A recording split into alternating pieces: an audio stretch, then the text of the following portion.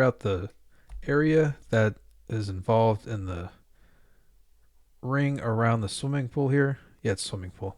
So what's going to happen here is they give us the diameter so we can get the radius there. So the radius for the pool is 11, and the reason that's important is because we're going to get the whole surface area out here, and then we're going to cut away the cut away the swimming pool area.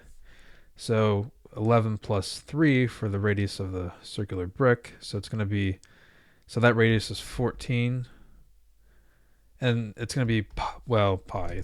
They ask us to use 3.14, so 3.14.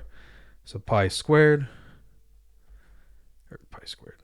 3.14 times the outer radius squared minus the pool radius, 11 squared. So this ends up being, I know 11 squared is 121. 14, was it 15, 225, 14. So what was that, 189?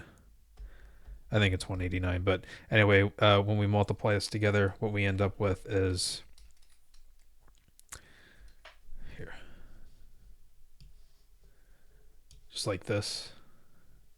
We don't have to round in this case because we get an output. If we used pi, we get an irrational output. So it just ends up being 235.5 for this outer portion here.